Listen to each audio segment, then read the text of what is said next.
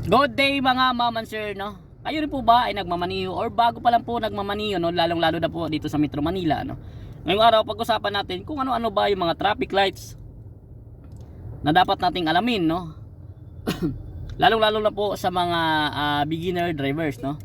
Yung traffic lights po natin, meron po tayong 5 traffic lights, no? Nagtataka rin po kayo bakit 5 yung traffic lights, no? Yung common lang naman is green, red, saka yellow, no? Ngayong araw pag-usapan natin sa video na to.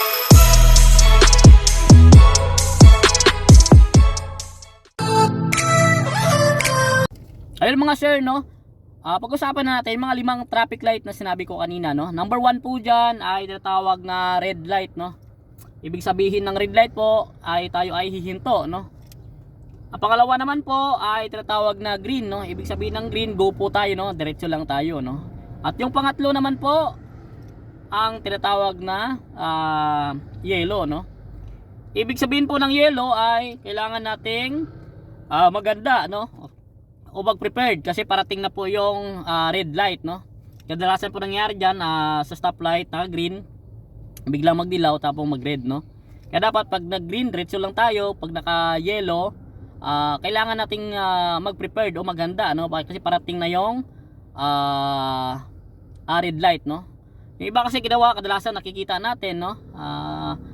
Kahit naka-yellow na ay kusang nakipagabulan pa rin, lalo-lalo sa intersection, no? Dapat wag na wag natin gagawin yan kasi talagang magkukos ng accident, no?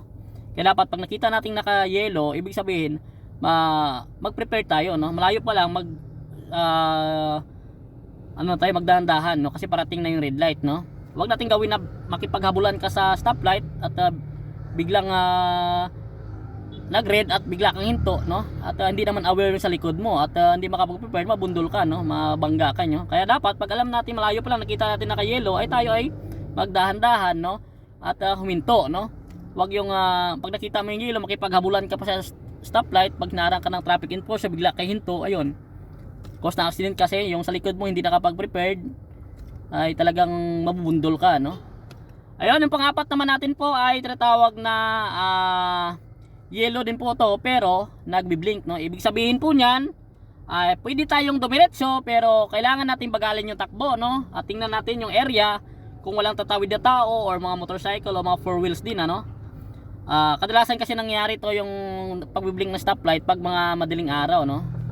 Yan, kadalasan nagbi-blink. Yan, ibig sabihin niya pwede tayong dumiretso pero kailangan natin bagalin yung takbo. Then i-clear natin yung area kung may tumatawid ba o wala, no?